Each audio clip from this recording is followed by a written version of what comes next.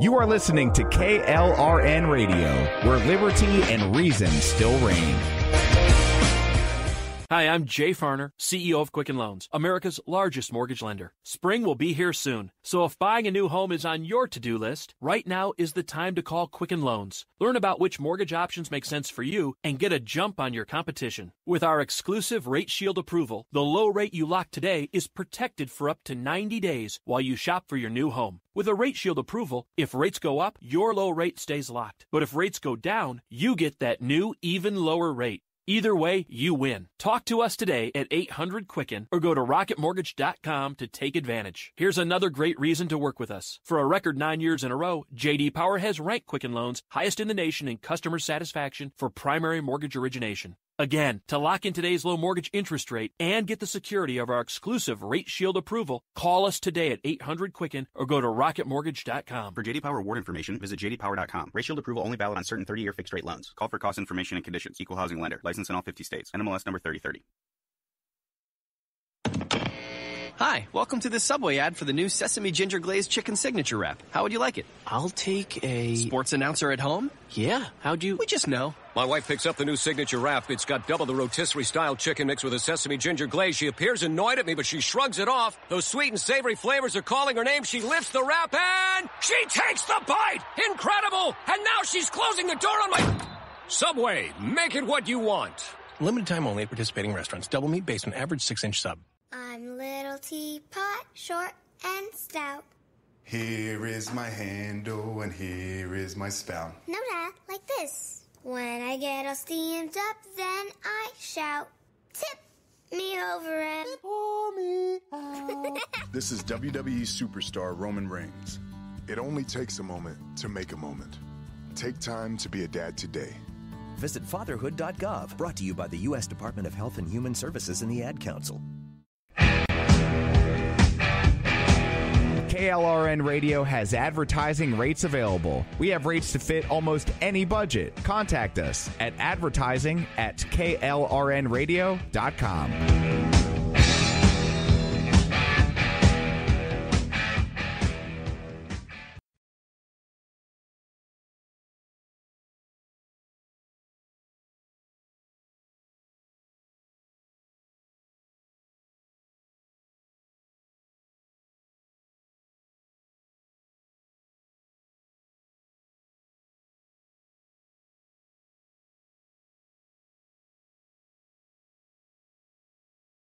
Thoughts of suicide may feel impossible to overcome, but with help and support, you can find hope and meaning. Call the National Suicide Prevention Lifeline at 1-800-273-TALK to speak to a counselor, or visit suicidepreventionlifeline.org. It's free, it's confidential, it's available 24 hours a day, 7 days a week. And even if it feels like it, you're not alone.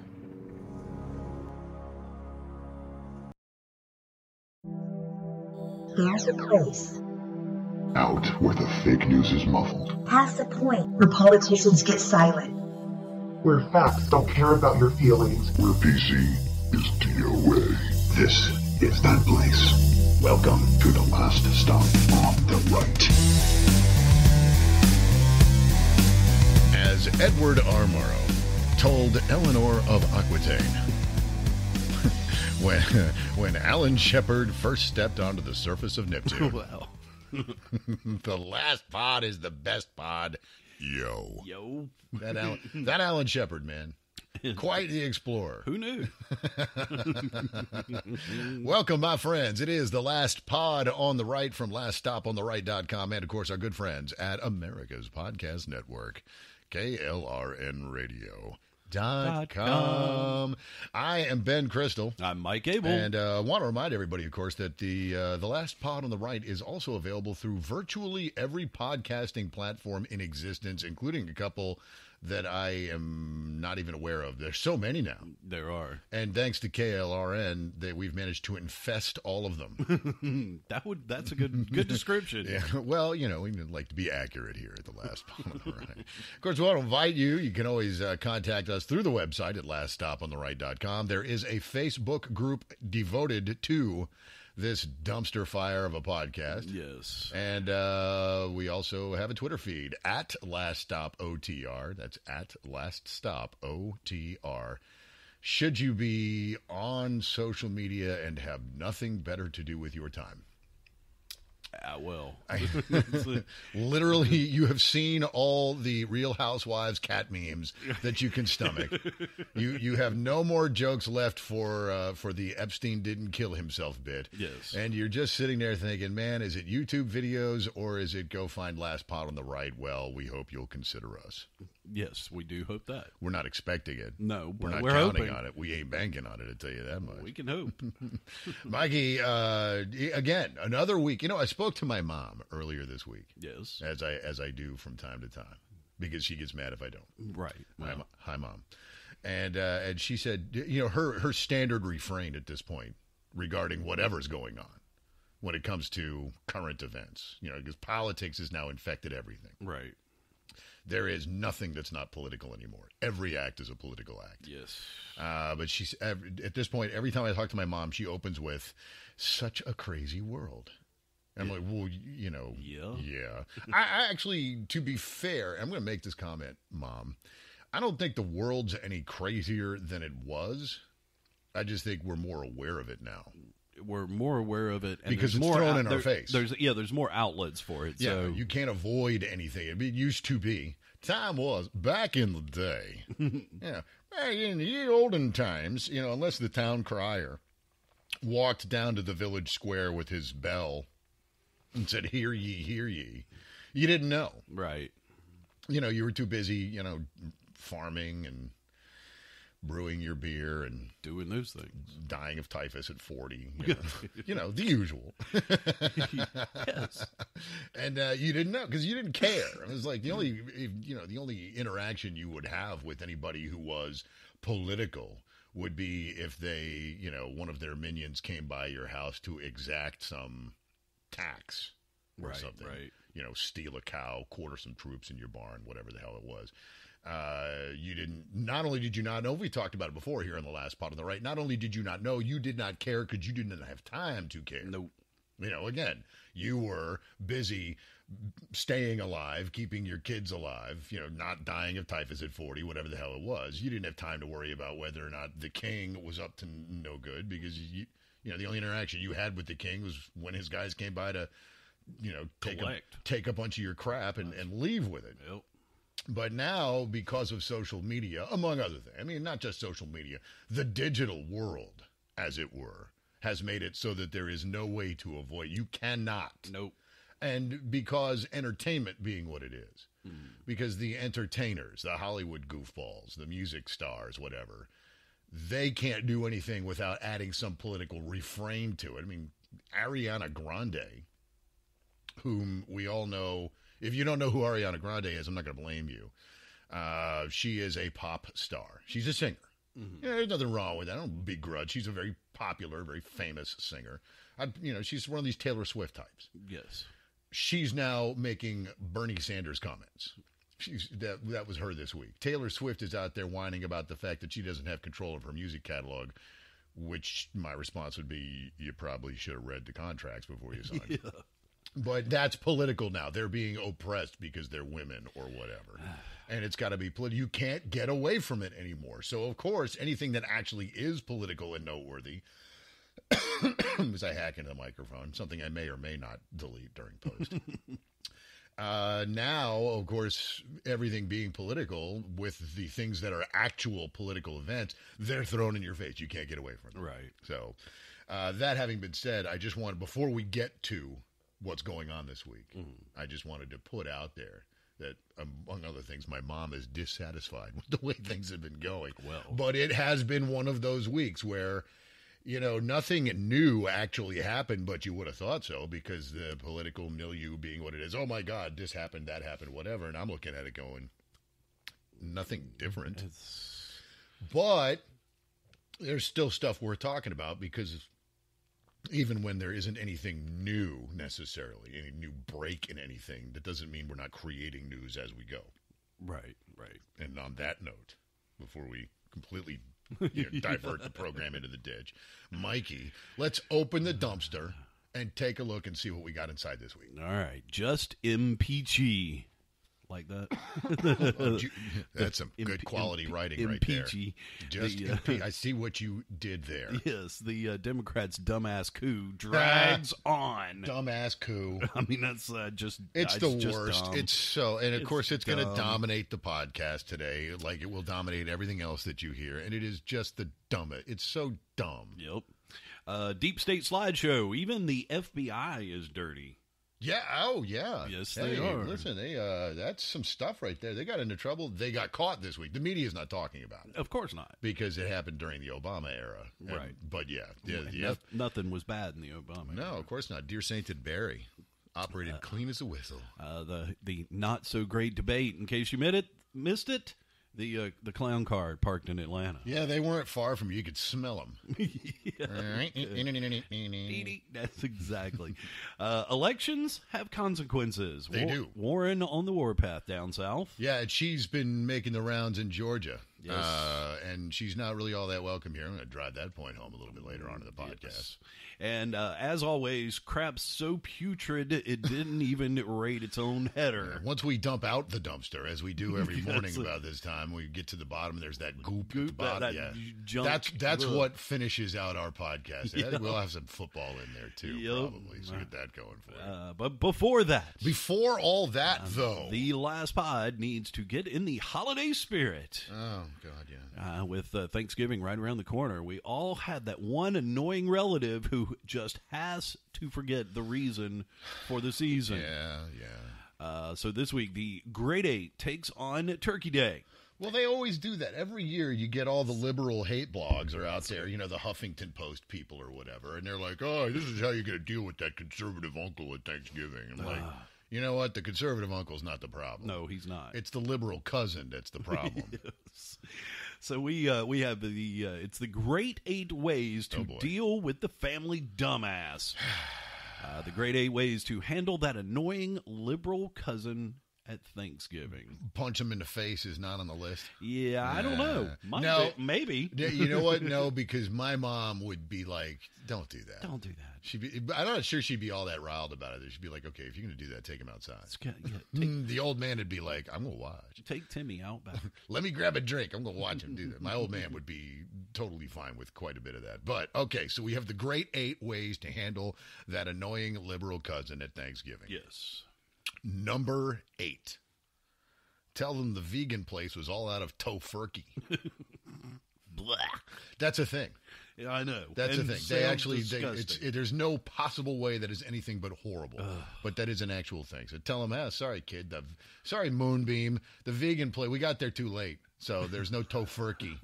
Bean. But we hear, I think the dog food may be somewhat vegan, so you can try that out. Here, I don't know. Here, go have some kibble, Moonbeam. Go fight off Brutus for it. Number 7, have Christmas music on when they arrive and keep it on. And say Christmas as often as possible, because they hate that. It's not Christmas. It's winter solstice. It's the holidays. Every time you do that, you always get the one that goes, Jesus wasn't, if he existed, wasn't even born in December. They co-opted a pagan holiday. He wasn't even Christian. Yeah, you know he what? He was a Jew. Guess what, buddy? It's Christmas time. Yes. It's Christmas time in Hollis, Queens. Deal with it. We took it. We ain't giving it back.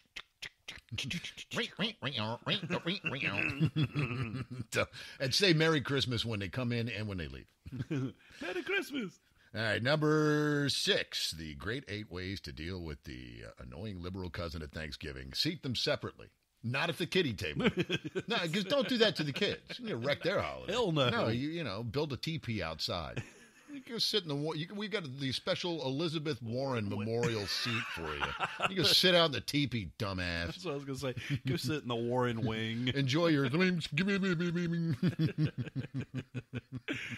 Number 5, the Great 8 Ways to handle that annoying liberal at Thanksgiving. Print the seating place cards on Trump 2020 bumper stickers. Oh, what? Yeah. Oh. Oh, no, flip it over. That's where your name is. The important name's on the front. Your name's on the back, Moonbeam. Number 4. During the toast, give thanks to Jesus that the Pilgrims brought civilization to North America. Yeah. Thank God for the Pilgrims. You talk about dying of typhus at 40. Yeah, no doubt. Hey, if they wouldn't have, though, man, the country would be run by tons of Elizabeth Warrens. Yeah, we'd have a whole country full of I can tell you right now, the Pequods would have looked at Elizabeth Warren and been like, "Man, get this bitch out." Yes. Who the hell is white girl? Oof, she's whiter than us. Nah, I don't even know where we are. Number 4? Yeah, I'm going to go with number 4. Okay. Number 4, the great 8 ways to handle the annoying liberal cousin at Thanksgiving. Invite everyone to join you for a deer hunt this weekend. Yes. Hey, it's rifle season everywhere now. Yes, it is. So grab a gun.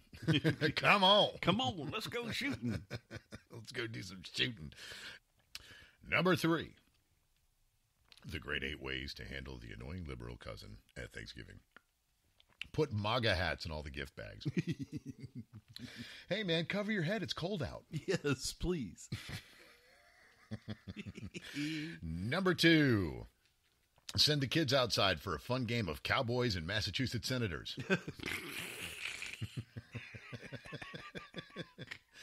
I get to be John Wayne. You are Elizabeth Warren. You better run. Yep. Run this run.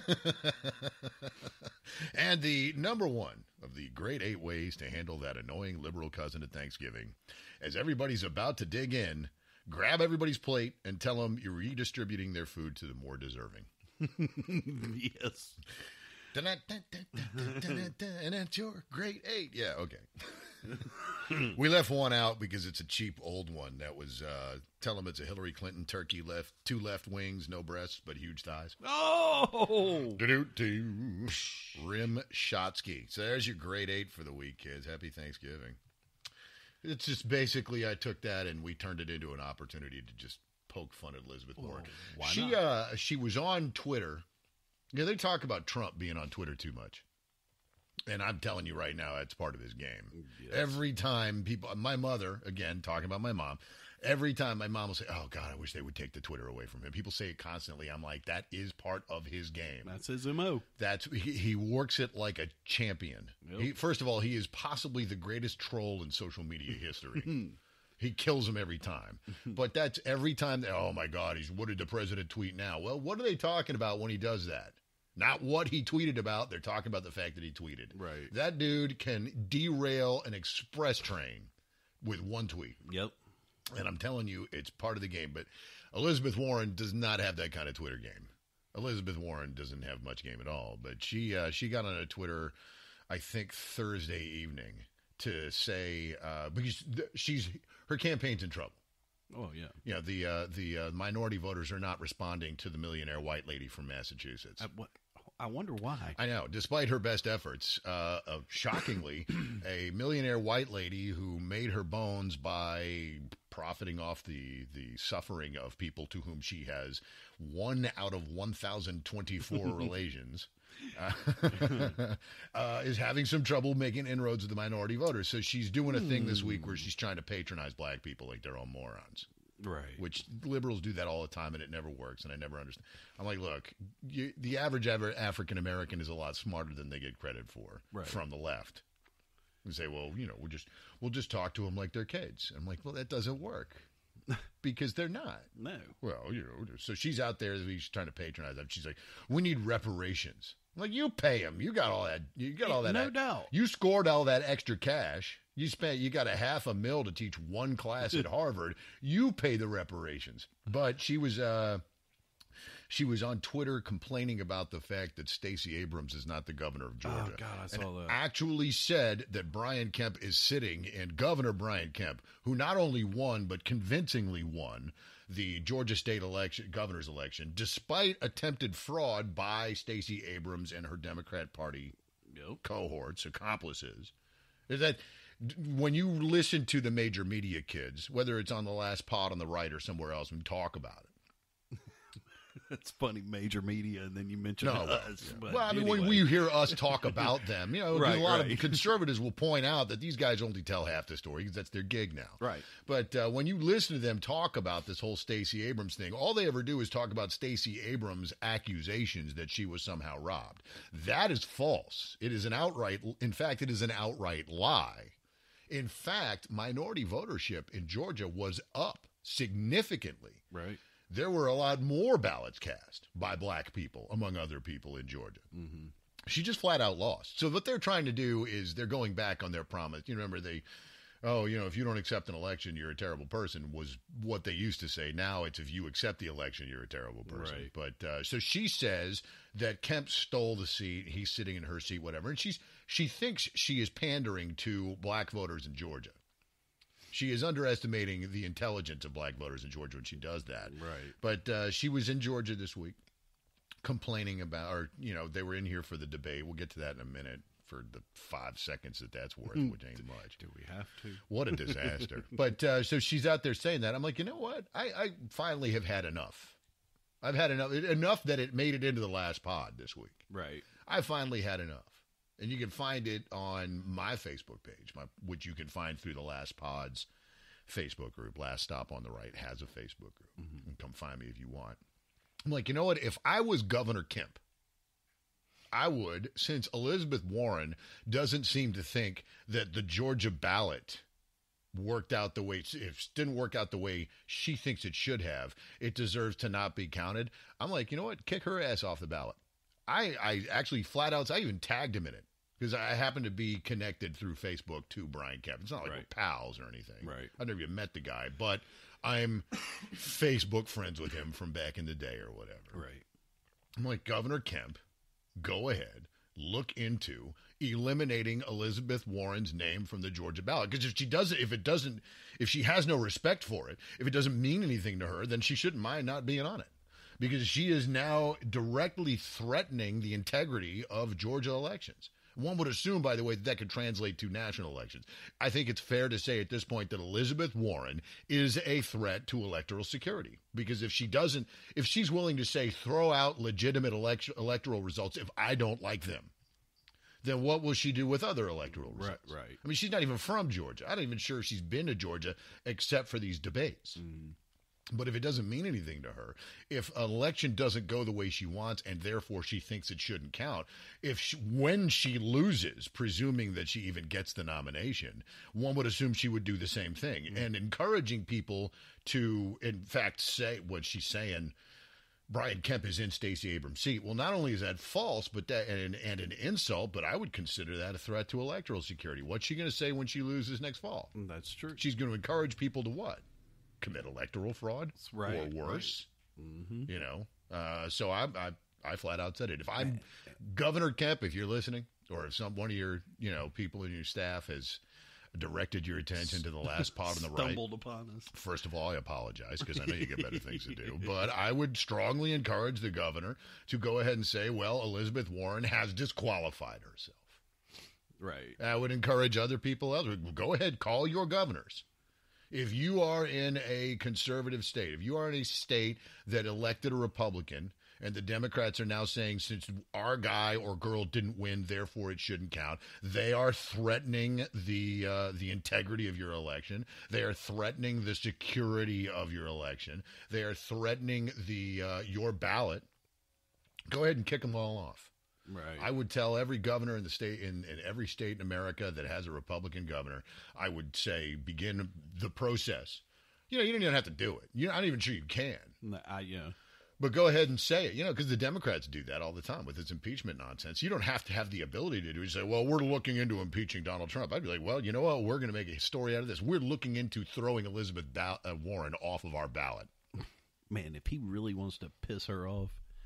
Because he's put on a headdress before his next press conference. Ooh, well, that too. But he's got a Johnny Isaacson seat. is coming open, so he gets to name who's going to take that place. He ought to say, well, that's just in Georgia, right? Just talking about Brian Kemp, right? Yeah. But Kemp could say, well, I was going to name Stacey Abrams, but that'd be funny. But just not that he ever would. No, but I was going to throw out an olive branch. Seriously considering. I was considering putting Stacey Abrams in that seat, but since Elizabeth Warren is now working with Stacey Abrams to undermine the results of our legitimate election, bump that. Screw it. Go out and get somebody that's just like we're going to get Ben Crystal from the last pod on the right. Exactly. That dude is going to be your next senator. I got to tell you, by the way, I'm not going to stump for that. I think it might be illegal to do that, but I don't care. I got to tell you, if he called me and said, "Hey, guess what? You're taking Johnny Isaac's seat." Hell yeah, dog. You had to put your name into the hat. You had to send him a note saying you wanted to be considered. I should have sent him like an index card. Yep. Just like a picture of me like waving. Like, hey, dude, you could do worse. You couldn't do a lot worse, but you could do worse. You could name Stacey Abrams. How about this? This will be my application right now. Governor Kemp, pick me. There you go. Not for any particularly good reason, but I would tear Washington up like a hurricane. At least for a couple of months. I can tell you, because it would be a short term, right? Yeah, because the election's actually coming up. You would finish out Johnny Isaac's unexpired term. So I would go up there and spend whatever time I had making everybody on the left miserable. Yep. I would deliberately be just the most – I'd be like Donald Trump, only, obviously – a little less obnoxious in that respect. Because I'm not, I know you get in trouble with the MAGA people. I'm not a pig. Right. So I wouldn't be a pig about things. But, oh, God, yeah, I would tweak every nose up there. I'd go over and sit in the House gallery and heckle Ilhan Omar and AOC. Like, is that a U.S. Senator sitting up there? Hi, you suck! Sitting up in the House gallery. Hey, man, don't you have any Senate business to do? I'm only here for a couple of months. Just hanging. I'm just hanging out. You're an idiot. Every time she have like a vuvuzela, for the World Cup, those little trumpet things. Every time AOC gets in front of the mic, air horn. Just anytime she gets ready to talk, just go, dumbass. Whoopee cushion. I'd just be like Eric Swalwell, only not on MSNBC. I know. You know what? We had put down the Swalwell thing on our list for today for this edition of the last pod on the right, and it occurred to me that the kids over at America's Podcast Network, KLRNRadio.com, would not be all that thrilled if we actually devoted airtime to Eric Shartwell. Sorry, Swalwell. Sorry, Swalwell. Because it was a dumb moment. It was dumb. But I couldn't help but notice that everyone's like, oh, my God, Eric Swalwell farted on television. Well. And I'm like, are you sure? Because I'm not sure I can tell the difference between a fart and what Swalwell and Matthews say normally. Yeah, no doubt. Like, it's MSNBC. The only way you could tell is the stench. No. And even then, that's about the same. And I'm not sure Maddow bathes on a a regular basis, so I'm not even sure if that would be able to set you up. Who knows? Exactly. I didn't want to spend a lot of time on it. Okay. It was just, we're done with that. That was a funny moment. It was oh, sorry. It was so obvious too. I'm like, dude, just admit it. Because if women never watched TV, if no women were involved, dudes would be like, that was great. He farted. But of course, MSNBC has to make a thing, and like they even tweeted later. They're like, "Oh, it was Matthews moving a coffee mug across his desk." I'm like, no. Every guy, even the liberal guys, the real beta male, skinny jeans, man bun dudes, the really serious losers, the dudes that were like, couldn't make the cut as the water boy for the football team. Right. Even they, if there's no women around, giggle when somebody farts. And we're all sitting there going, come on, guys. He farted. All right, I don't want to spend too much time on that because, we already did, but so what? So what? It was farting and it was funny. Nobody even had to pull his finger. Hey, pull my finger. I guess we do need to spend some time on this week's impeachment proceedings. Okay. Because, of course, that did dominate the news cycle, even though nothing new of significance really happened. No. I mean, yeah, Sondland went back. Ambassador Sondland changed his story again. But then, of course, he's like, well, okay, there was a quid pro quo. In his estimation. Right. They took that and ran with it. Oh, game over for Trump. Sondland's now saying there was a quid pro quo. I'm like, wait, now we believe him? Right. Because this is, what, the third version of this story he's told? Yeah, at least. Putting aside the fact that his credibility is in serious jeopardy because he keeps changing his story, he actually suffixed all of those comments with my presumption, my opinion. Which I had no idea you could impeach a president on opinion. But, no, I mean, that's literally what they're trying to do. Now, granted, impeachments are not criminal trials. Right. So, and when the Democrats are in charge, of course, anything goes, because any lie, any opinion, any presumption, any guess that you want, if it makes Trump look bad, they're going to repeat it as fact. The Democrat media complex operating the way they do now because they hate Trump so much. And because their only mission at this point is Orange Man Bad.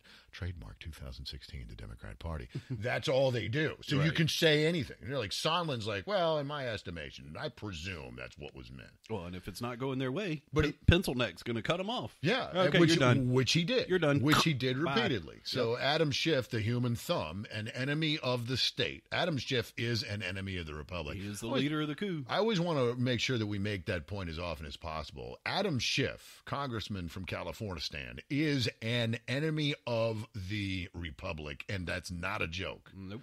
If you pulled the stunts that he's pulling in countries where the rule of law is a little more strongman-y, Adam Schiff would be hanging from a rope. Oh, if you tried this nonsense in the early days of the United States, Adam Schiff would be swinging by now. Right. If that was Russia, you just wouldn't know where he was anymore. He'd just disappear. Well, the Russians do that. Yes. I mean, the Russians still do that. Why not simply kill him? That's how we operate. We are Russians. He just disappeared. Yeah, we don't know.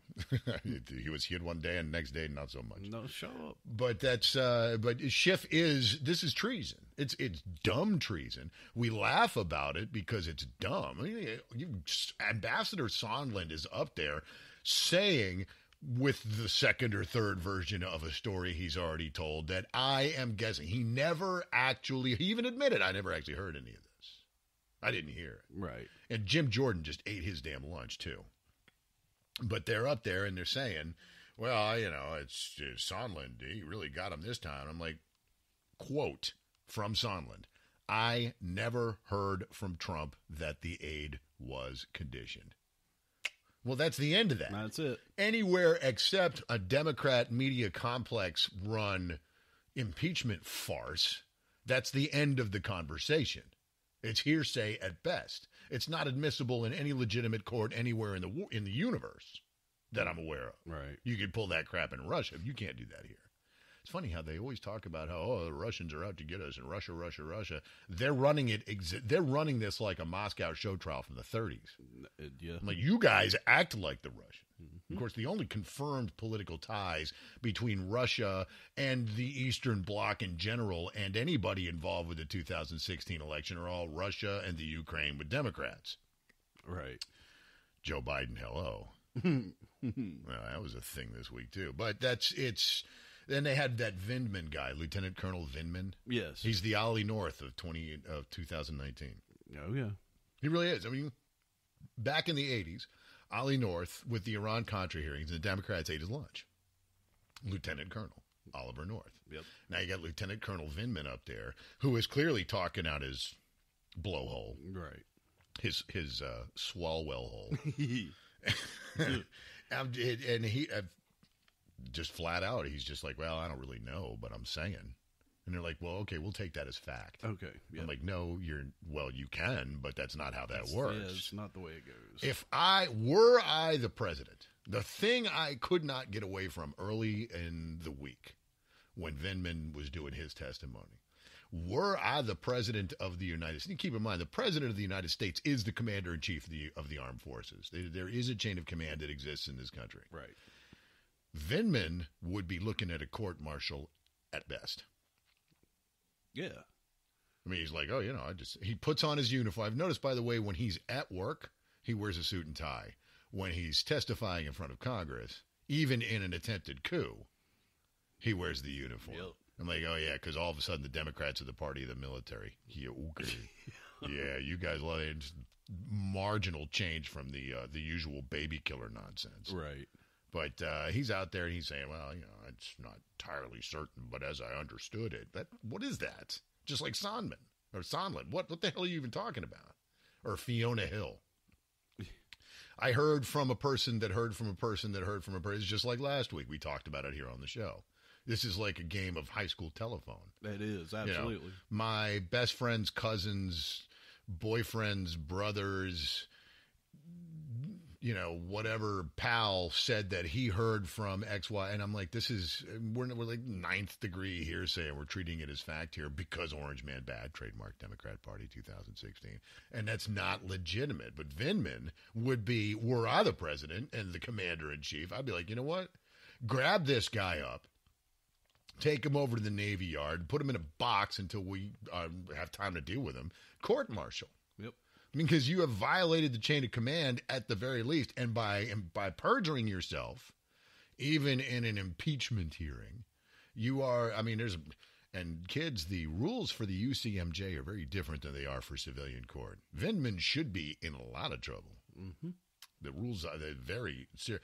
Not only would I do that, though, but were I trying, and this is the takeaway from all of this nonsense, were I the president, I would be over in Foggy Bottom start of next week, where the State Department is. Mm-hmm. I would personally go over there, because why not, right? Right. I would be like, hey, you know what? It just occurred to me, I'm the boss of everybody in here. You're fired, you're fired, you're fired, you're fired, you're fired, you're fired. Anybody that was here during the Obama era is gone. Right. Well, you can't get rid of all these career diplomats and career State Department officials. We need people to run the place. Why not? Why? They're not doing a very good job. No. They're spending all their time trying to upend the presidency, who is their boss. I'd be like, you're all fired. Get rid of every one of them. Heck yeah. Why not? You do that in the corporate world, guess what? Oh, you are Mahatma K. You are Mohandas K. Gandhi.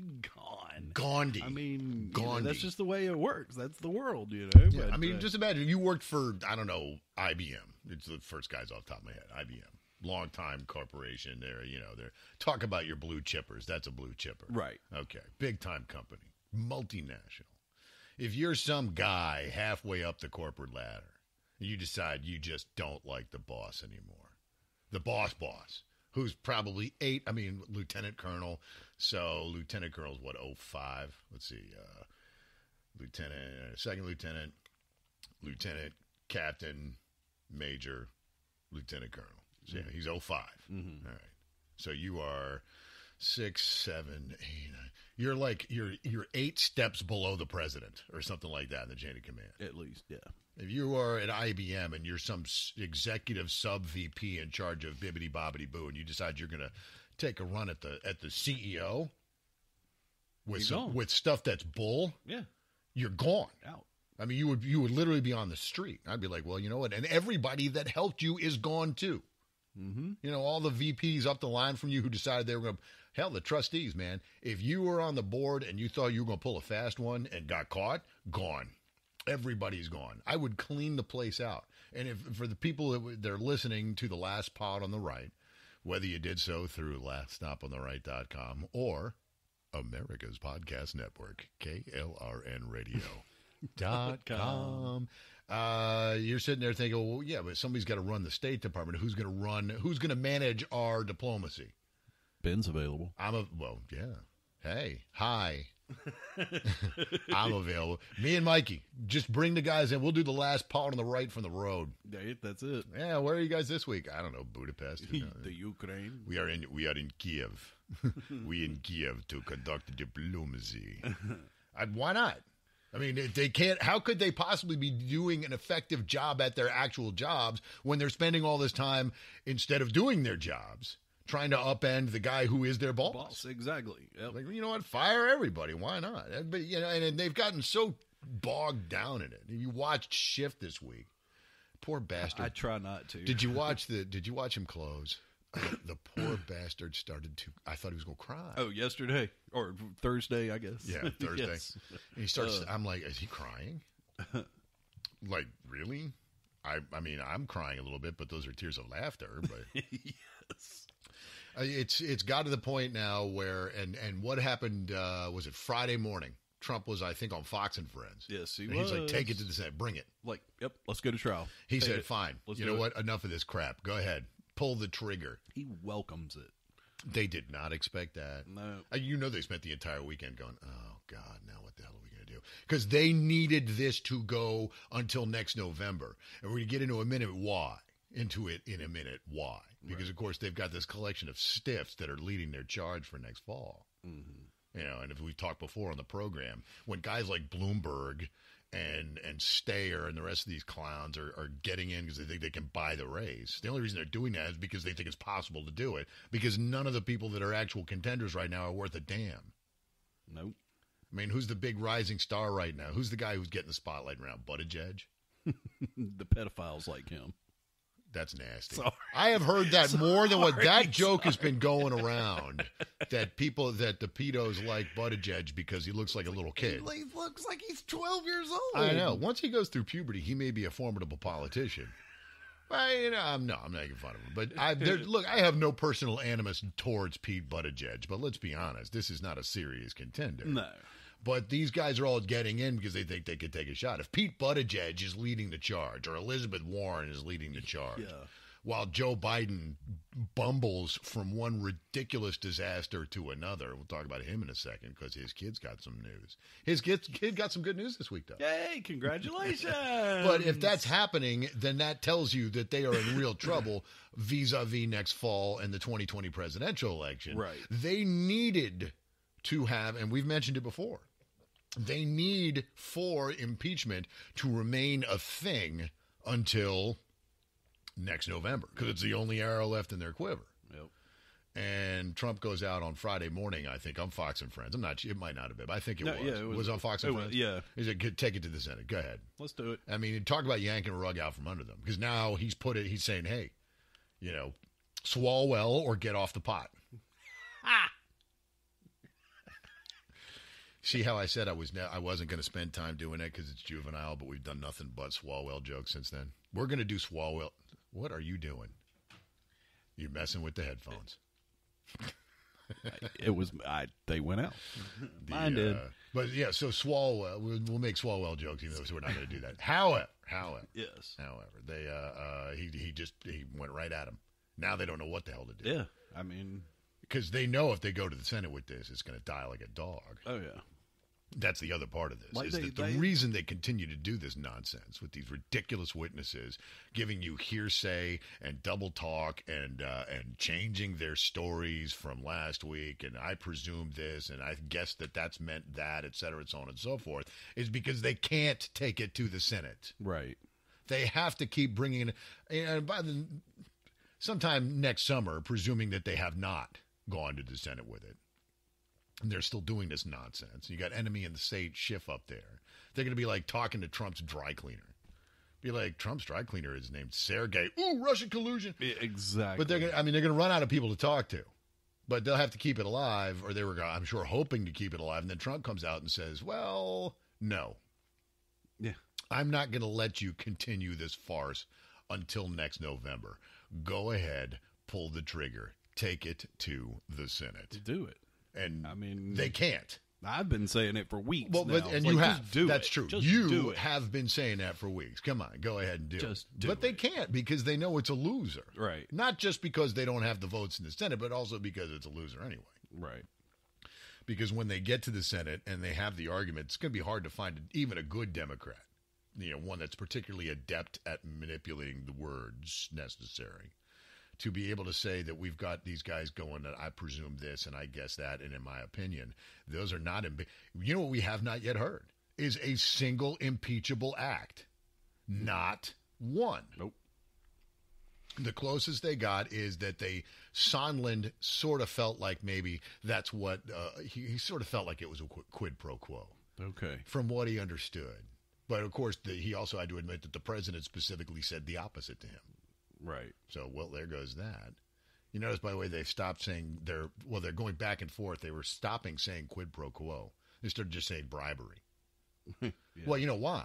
Because the average liberal doesn't know what quid pro quo means. That's very true. You know, they're like, wait, quid pro quo was not polling well, is what happened. They say, well, you know, the president's quid pro quo with the Ukrainians. How do you feel? Blah, in the respondents to these polls are going, I don't even know what the hell that means. Because the average liberal does not know what quid pro quo means. Nope. So they decided to go with briberies and make it easy for the dummies. And then they went back to quid pro quo because it sounds more official. Right. It doesn't matter because it didn't happen. You do not have an impeachable act. You go to the Senate with that, you're going to lose. Most folks only know what quid pro quo is because it's the news all the damn time now. Well, that and Silence of the Lambs. Quid pro quo, Clarice. I mean, that's it. Tell me, in your honest, since we're going with opinion here, do you have any problem seeing Adam Schiff standing over a hole in the ground and going, it puts the lotion on its skin? Yes, I do. Or else it hears quid pro quo again. I can't I hate looking at him. He is a human thumb. He is so punchable. Sorry. If a thumb was a person, I mean, you look at him and you're like, this guy, he doesn't, it's like his whole body, he's a thumb. He was just the worst looking guy. His head is like a balloon. He's beyond belief. But I did like the part where there was one moment in the Vindman. I just wanted to hit this before we move on here because we got some good news for Joe Biden this week. I did like the part where Vindman was about, well, Jordan was, because Jim Jordan just tore Vindman apart. Right. And he wants to know, he's like, hey, you know what? He asked him a question about, you know, his supposition and his interaction with other people. Vindman's about to answer the question, and Schiff stopped him. Said, hey, you know, we're not going to talk about the other person because and he said, don't answer that. We're not revealing the name of the whistleblower. Said Schiff to Vindman. Right. And at that moment, you're going, well, that's the end of it. Because now we already knew that Schiff has been lying about knowing the whistleblower because we're pretty certain that the whistleblower's complaint was originally written in, well, we know it was edited in Schiff's office. Right. We know that Schiff's people had contact, whoever this person is, probably Shamarella, however the hell you say his name. Right. At least prior to any of this nonsense starting. But Schiff actually stopped Vindman from answering a question from Jordan because he didn't want the name of the whistleblower out there, which gives you not that many odds. Well, one, it tells you for sure that Schiff knows who it is, as if we didn't already know, because we're all well aware of the fact that Schiff has been working with whoever this clown is for quite some time. But also that Vindman knows who he is. It's possible. I know some people think Vindman himself is the whistleblower. But, you know, that's the end of that right there. Right. That was a big moment. Of course, the media didn't talk about it. We're like, wait a minute. How could Schiff know to tell Vindman not to answer the question because it might reveal the name of the whistleblower unless Schiff and Vindman already know who the whistleblower is? But that, well, you know, that's the end of that. I don't want to spend too much time on it because it's just, you know, and we had Fiona Hill up there talking. It's like, well, this is garbage. Mm-hmm. She mentioned the Steele dossier, for God's sake. I'm like, that's back? The Steele dossier? You guys are going back to stuff that even, I mean, that was the end of BuzzFeed's career as a journalistic outlet. Right. The Steele dossier literally destroyed them. Mm-hmm. But okay, fine. I want to get away from it, though, because we mentioned a second ago that we had some good news for Joe Biden this week. Congratulations, your grandpa. Grandpa Joe. Joe Biden's kid, Hunter, whom, by the way, remains the only person in all of this with confirmed ties to Ukrainian business interests. Right. Okay? The only one we know of that there was, in fact, a quid pro quo involving Joe Biden and Burisma, the Ukrainian company. Mm-hmm. We know that that happened. There are a lot of people I know out there saying that all of this is just smoke to cover up the fact that Joe Biden, during the Obama regime, was involved with dirty dealings with the Ukraine. Mm-hmm. But Hunter Biden, his kid, who, as I mentioned, is the only one with confirmed ties to shady business interests over in Ukraine.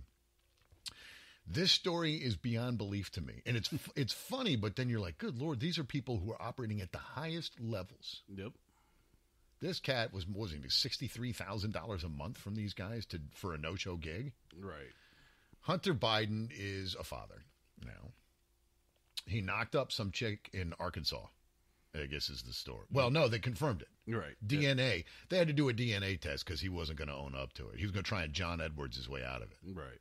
So they all, speaking of Democrats, he was going to try and John Edwards his way out of it. They did a DNA test. Turns out Hunter Biden is the father of this girl's child out in Arkansas. So congratulations, Joe Biden. Did you see Trump get him on Twitter for that? I'm telling you right now, every time somebody says they should take away Trump's Twitter, I'm like, he does this. He's the king. He is the Lord God Almighty of trolls. Yep. Because he's like, hey, congratulations, Joe. But he is he's a grandpa. Joe Biden is a grandpa because this story though, Hunter Biden fathered a child to whom he was not going to admit with a woman in Arkansas while he was shacked up with his dead brother's widow. Yep. Yeah. Such a classy family. Well, I know, and it's, I've said before in the program, I don't have a personal problem with Joe Biden. He's a nice guy. He's a kindly old gent. Yes. And you know what? No, the fact that his kid's a twerp and kind of a greaseball should not necessarily be held against him. People don't hold my behavior against my father. I'd be mortified if they did. Yes. My father doesn't deserve that. My father is a stand-up individual. If they did, your father would have killed you. My father would have, yeah. He didn't drown me at birth, and it's been downhill from there. Right. But no, my old man is an upstanding guy. I mean, you talk to people other than me, gentlemen of repute, and they will tell you, well, that, his old man, my father, is an excellent human being by any estimation. Mm. However, his kids are kind of garbage. For example, me and my brothers. Now, my older brother's a pretty good guy. Yeah. Me and my younger brother were both trash. Yeah.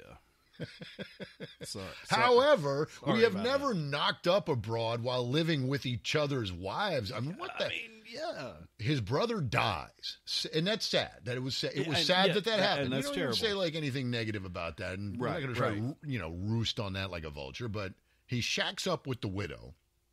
While he's shacked up with her, he knocks up some chick in Arkansas and then tries to get away with not admitting to the kid.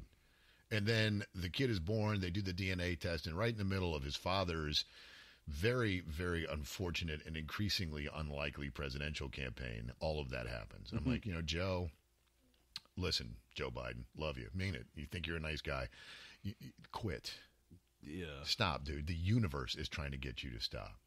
Between the gaffes and the nonsensical phrases and the fumbling, the debate thing. He's on the debate stage this week in Atlanta, and he's like, I need more time. I'm like, no, Gramps. That's not how it works. No. I feel like the universe is telling Joe Biden to get the hell off the stage. Just quit. Speaking of the debate, they were here in Atlanta. They were. Last week. Well, we're in Georgia. The Last Pod on the Right is recorded before a live studio audience of 3 dogs. In Savannah, Georgia. But they were here in Atlanta. Of course, that was a big story around the state. No, the Democrats are here. Woo! Yay. Right. Yeah. And they had their debate or whatever. Nice of Tyler Perry to host them. But putting aside the fact that the debate, such as it was moderated by 4 left-wing activists from MSNBC, which meant, of course, I guess one of them was from the Washington Post. Well, the equivalent would be like having a debate of Republican candidates moderated by like Limbaugh, Hannity, and Glenn Beck. Right. I mean, it would be that. They are that far left. But they had them up there. And it occurred to me after it, because nobody watched. The ratings were in the toilet. Right. It occurred to me after it was over that Joe Biden is still, in theory, polling ahead of everybody else. And we know that Joe Biden is never going to be president. No. I mean, come on. Elizabeth Warren is up there. I think Bernie was there. Tulsi Gabbard and Kamala got into it again. Mm-hmm. You would think Kamala, how long is it going to take before Kamala Harris learns not to walk into haymakers by Tulsi Gabbard? That's the second time in a row that she's been on a stage with Tulsi Gabbard and got knocked the F out by her. Man, the Democrat Party has to hate Tulsi Gabbard. They do. They keep calling her a Russian stooge. I mean, they've got because they call everybody that's not one of them a Russian stooge. Right. I'm like, man, the Russians have been if the Russians really did have hooks in every single person that's not a Democrat, I mean, there's not that many Russians. Put in mind, there are fewer Russians than there are Americans. Right. So if the Russians have really gotten their hooks into everybody that's not a Democrat, and according to the Democrat Party, you would think that they do. I don't know how the Russians have time to do anything else. No. Hey, yeah, Tulsi right. Gabbard's a Russian asset. If you don't hate Tulsi Gabbard, you're a Russian asset. If you're not a Democrat, you're a Russian asset. And everybody's a Russian asset. I mean, Russians don't have this kind of time or money. I can promise you, Tulsi Gabbard is not a Russian asset. No. But but Kamala Harris walked right into another haymaker from her. I'm like, oh, God, stop it. But it occurs to me at the end of this nonsense that there's no wonder Bloomberg got back in. No wonder Steyer is in there. No wonder these guys are trying to buy them. Because this is talk about a collection of stiffs. Well, and nobody's watching because it's not interesting. Yeah, it's the same thing over and over. Adam Schiff could get in and would immediately pick up double-digit support. Oh, God. AOC, were it not for the fact that she's too young, would take the nomination home right now. Mm-hmm. Hillary Clinton is out there. Well, I've got people telling me to run. I'm like, voices in your head don't count, Nana, but okay. Yeah. If she got in right now, she'd be in the lead. You're right. She got in right now, she'd be in the lead. They are. That is not indicative of a party in good shape. No wonder they're trying all this nonsense with their pseudo impeachment, because they are seriously screwed. One other guy I wanted to mention regarding electoral nonsense. Deval Patrick, former governor of Massachusetts. Mm-hmm. He actually, I think I mentioned it last week. He was threatening to get in. Right. Now that's over with. While they were having this is a true story, while they were having the Democrat debate in Atlanta, across town at Morehouse College, Deval Patrick scheduled. He did it deliberately. He's like, I'm going to schedule a Deval Patrick for President rally. Mm-hmm. At Morehouse, which is across town. Like, I'm going to counter program.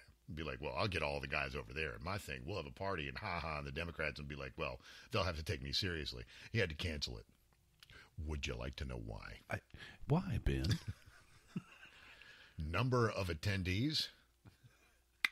2. Does that count himself? 2. 2 is like Mark Sanford. It's like just, Mark Sanford, who threatened to run against Trump for the Republican nomination. He gave up after one person showed up. I'm like, well, you've got 100% more support than Mark Sanford does. That's true. So you got that doubled going. him. You got that going for you, which is nice. 2 people showed up. All right, I want to get off politics. Before we run out of time here. I want to do a couple things real quick. Wanted to do a quick note on listener email. And, of course, remind you can email us through the site here at laststopontheright.com. Or you can find us on social media, whether it be through the Last Stop on the Right Facebook group or, of course, our Twitter feed, Last Stop OTR. Mm-hmm. The Hog is back, and he is pissed. Uh-oh. The Hog is back, and he is pissed. The Hog says, and I'm going to read from here. I am sure you heard, 2 correctional officers guarding Jeffrey Epstein have been arrested. True story. Yes, it is. They have. Rightly so, for falsifying records and lying about it. But what about he wants to know, what about their direct supervisor who's supposed to check on them at certain times, as well as the shift supervisor checking on all 3 of them? They've all made false statements. Mm-hmm. What about those guys? My response to the Hog would be, 1, dude, I would double lock your doors now, because once you get on Hillary Clinton's radar, you're not safe. Well, and can I just go ahead and throw this out? Is those guards did not kill themselves. Not yet. Well, no, I'm just throwing it out there. Oh, you're just trying to get ahead of it? Yeah, get ahead of it. They did not kill themselves. So for when they commit suicide sometime this weekend. Exactly. No, he mentioned that, and I said, you know what? The bottom guys are going to hang. He's upset. He says the bottom guys are going to hang for this, and the other 2 individuals should also be investigated. And he also said this would be where you tell your mom to cover her ears. Well, Mom, I'll tell Mom, earmuffs, Mom. None of these clowns are. Nothing's going to happen. Get a couple of guys will probably get disciplined. Maybe they'll lose their jobs, but you can't put these guys in a criminal proceeding. No. Because if they do, and they have any self-preservation instincts at all, they're going to flip. Well, who would they be flipping on? we all know who they'd be flipping on. And they would never make it to trial because they would get whacked in prison. Nana, take Because I guarantee you Hillary Clinton's tendrils reach into the federal prison system. Oh, well, we already know they do. And, you know, as we learned from Epstein, protective custody means diddly squat if a certain lady in Chappaqua wants you toes up. Right.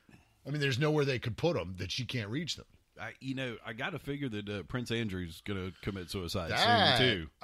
Boy, his mom is like, yeah, we're done with you, buddy. Yep. His own mom. You're out. His own mom said, well, the Crown has officially told him, you better go to the U.S. and cooperate with prosecutors. Yep. I'm like, man, I don't know how the hell they're going to get him from England to the United States. You can't put him on an airplane. Planes can get shot down. No doubt. Hey, Hillary said she'd send her personal plane to get him. Bet she would. I'd like to be a poor bastard gets assigned that job. Hey, you gotta go to England and fly Prince Andrew back. I quit. I'd be like, nah, that's okay, man. I'm turning in my license. Not flying anymore. No. I don't know how the hell they get him over here. I don't know. Nope. Put them on a slow boat, I guess, but those can be torpedoed. I mean, there's almost no way I can think of that you can get from England to the United States that someone like, say, hypothetically, I don't know, a former first lady with a penchant for whacking people that get in her way couldn't get to you. Right. But yeah, that's a story. I mean, and because it's Prince Andrew, if he sits down somewhere and spills all the beans. You're talking about a member of the British royal family.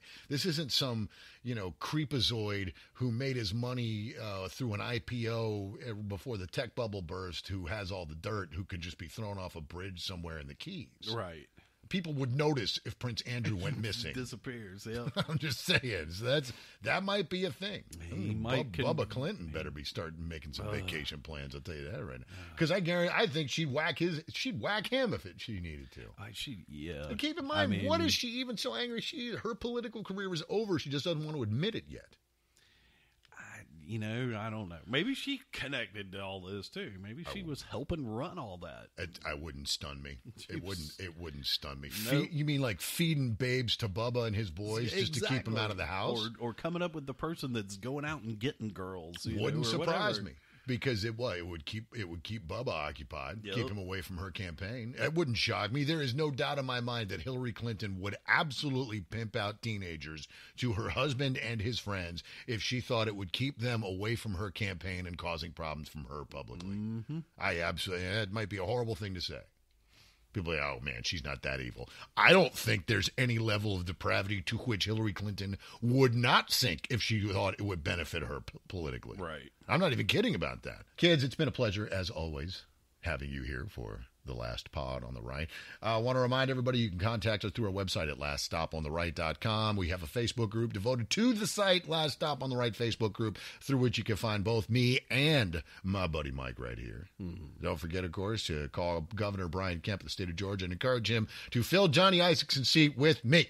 With Ben for Senate. Don't do that. No, don't do that because they will hang up. They will hang up on you, and then the Georgia State Patrol will visit. Right, and don't bother Kemp. No, and he's busy. He's all right. He's busy. He's got stuff to do. Yes. He's got a state around. Wanted to remind you, stick around right here at America's Podcast Network, KLRNRadio.com, because they've got a lot of great podcasts here. Yep. Just because this one's terrible doesn't mean that they all are. Something's got to lead off. Thank you. Oh, I also want to remind you to check out Juxtaposition on Fridays. That's not political at all. Friday evenings on KLRN Radio. It's cool. Remember the old Art Bell show? Mm-hmm. Yeah, like that, but not quite that weird. But it's a lot of fun. I'm going to cool. boost that program this week here. Mm-hmm. Go check them out and all the other fine offerings. Of course, we're available through all of the major podcasting platforms. And anytime you feel like you got nothing better to do and you got an hour to kill, go check out The Last Pod on the Right. All right? All right. Do that. For all of the aforementioned, for all of you that were so nice of you to join us here this week, and, of course, all our friends at KLRN Radio, etc., I am Ben Crystal. I am going to eat turkey. Yeah. Thanksgiving. Man, you did not spend a lot of time. No. I really didn't. I didn't have it. This has been Happy Thanksgiving, everyone. This has been The Last Pod on the Right. Until next time, my friends, enjoy your Thanksgiving. We'll be back in 2 weeks. We out.